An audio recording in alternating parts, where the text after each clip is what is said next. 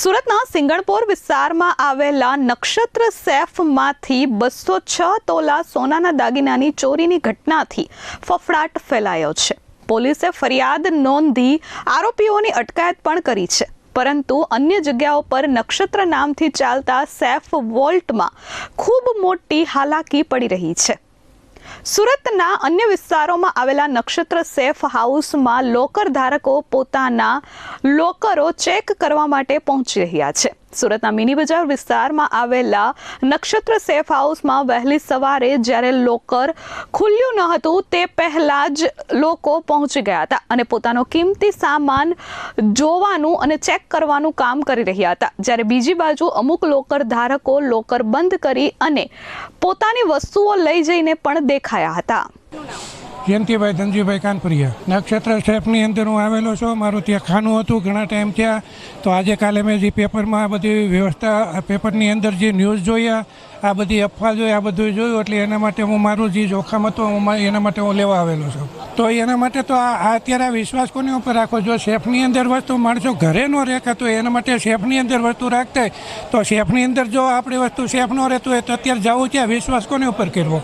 નહીં, હવે જો આગળ અહીં હું વ્યવસ્થા છે, હું પગલાં લેવાનું છે। જો આની કરતાં અમને વધારે બીજી સેફની અંદર જો ફેસિલિટી જે કાંઈ મળતો હોય તો અમે ત્યાં સેફમાં ખાતું ખોલાવી લેવું। લોકરમાંથી સામાન લઈને જઈ રહેલા જયંતિભાઈ જણાવે છે કે સેફમાં જ વસ્તુઓ સેફ નથી તો લોકો જાય ક્યાં? અમને જ્યારે સમાચારોમાંથી જાણકારી મળી કે સિંગણપોરમાં આ ઘટના બની છે તો અમને ડર લાગ્યો અને અમારી કિંમતી વસ્તુઓ અમે તાત્કાલિક જ આજે અહીંથી લઈ લીધી છે। આગામી દિવસોમાં જે સેફમાં વધારે ફેસિલિટી અને સુવિધાઓ મળશે અને જે ખરેખર સેફ હશે ત્યાં જ અમે અમારી વસ્તુઓ મૂકીશું।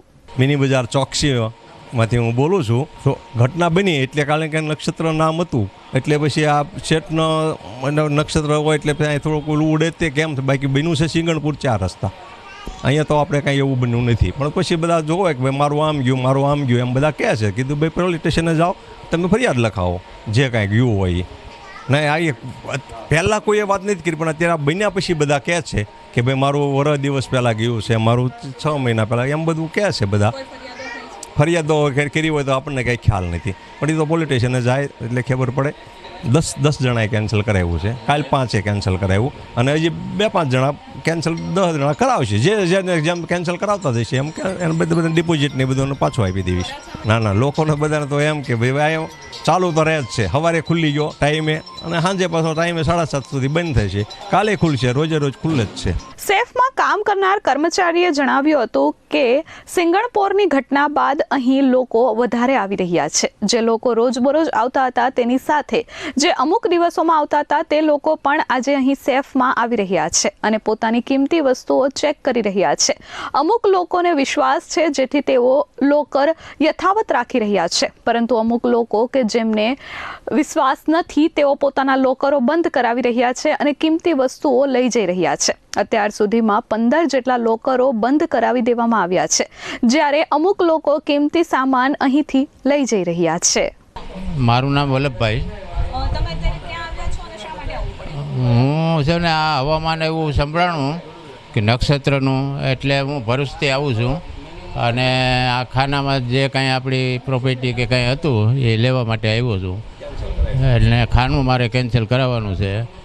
થોડુંક બધાનો અભિપ્રાય એવો હતો કે થોડુંક અહીંયા બધાએ ફરિયાદો થોડી ઝીણા મોટી હતી, એટલે એને હિસાબે હું અહીંયા આવ્યો છું। તો આવું 2-3 વર્ષ પહેલાં થોડુંક એવું ડાઉટફુલ હતું, પછી એના માટે કોઈ પછી આપણે પગલાં લીધા નથી, પણ એટલું બધું કાંઈ હતું નહીં, પણ થોડુંક એવું લાગતું હતું કે મારા ખાનામાં કાંઈ ઓછું છે એમ। અંદર CCTV કેમેરા હોવા જોઈએ, ત્યારે મારે એવું દેખાણું, ત્યારે મારા ખાનાની અંદર CCTV કેમેરા નહોતા, એટલે મને અત્યારે એમ થયું કે આપણે સેફ નથી અહીંયા, એટલે આપણે અહીંથી ખાનું બંધ કરી દેવું છે।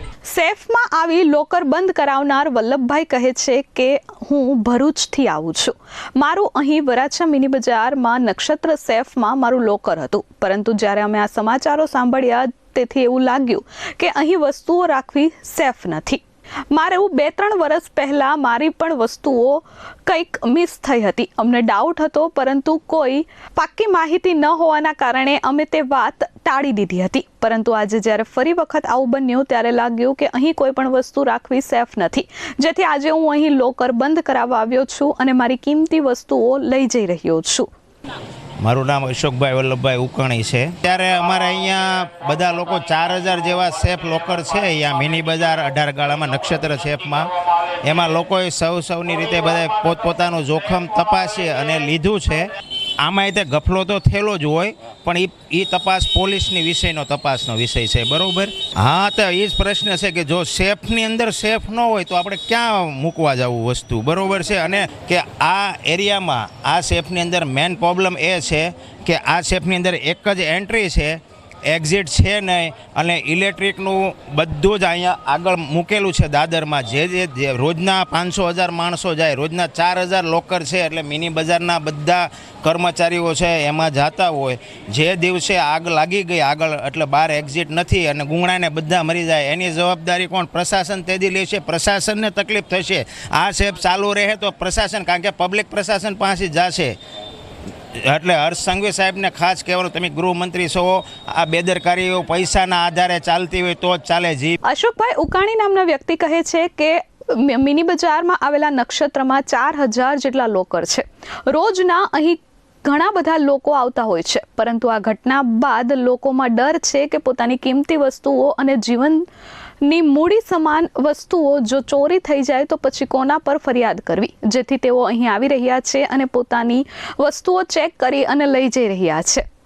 અને સૌથી મોટી ગંભીર બાબત એ છે કે અહીં એન્ટ્રી અને એક્ઝિટ એક જ છે. કોઈ ગંભીર દુર્ઘટના બને તો જવાબદાર કોણ, તેવો પ્રશ્ન છે. આગ જેવી કોઈ આકસ્મિક ઘટનાઓ બને તો એન્ટ્રી એક્ઝિટ એક હોવાથી માણસને બહાર નીકળવું પણ મુશ્કેલ પડે છે અને ગંભીર દુર્ઘટનાઓ બને છે. પ્રશાસન તાત્કાલિક કામગીરી કરે તેવી અમારી માંગ છે.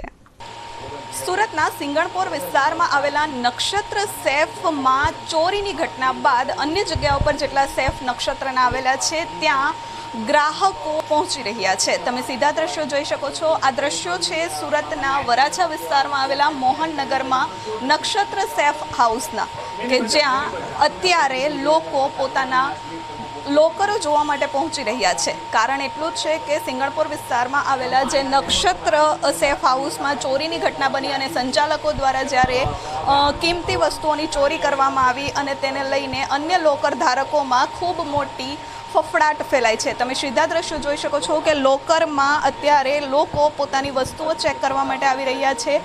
સેફ હાઉસના તમામ લોકરો ધારકો પોતાના કિંમતી વસ્તુઓ ચેક કરવા માટે આવી રહ્યા છે અને અમુક લોકો પોતાના સેફ બંધ કરાવી રહ્યા છે અને અમુક લોકો પોતાની કિંમતી વસ્તુઓ લઈને પણ જઈ રહ્યા છે. તમે જોઈ શકો છો કે લોકો પોતાની કિંમતી વસ્તુઓ ચેક કરી રહ્યા છે અને તમામ વસ્તુઓ ગણતરી કરી રહ્યા છે, જેથી કરી પોતાની વસ્તુઓ સહી સલામત છે કે નહીં તે પણ ચેક કરવામાં આવે છે. આ સાથે પોલીસ દ્વારા પણ અહીં પ્રોટેક્શન આપવામાં આવી રહ્યું છે અને લોકો પોતાના કિંમતી વસ્તુઓ ચેક કરીને અમુક વસ્તુઓ સાથે લઈ જઈ રહ્યા છે. અમુક લોકો લોકરો બંધ કરાવી રહ્યા છે. સિંગણપોર વિસ્તારમાં આવેલી ચોરીની ઘટના બાદ આ આખો મામલો બહાર આવ્યો છે અને ત્યાંથી સંચાલકોની ધરપકડ કરવામાં આવી છે. માલિકોના પુત્રો દ્વારા કાવતરું કરવામાં આવ્યું હોવાથી સિંગણપોર પોલીસ દ્વારા તેમની અટકાયત પણ કરવામાં આવી છે, પરંતુ નામના આધારે અન્ય જગ્યાઓ પર પણ તપાસ કરવામાં આવી રહી છે.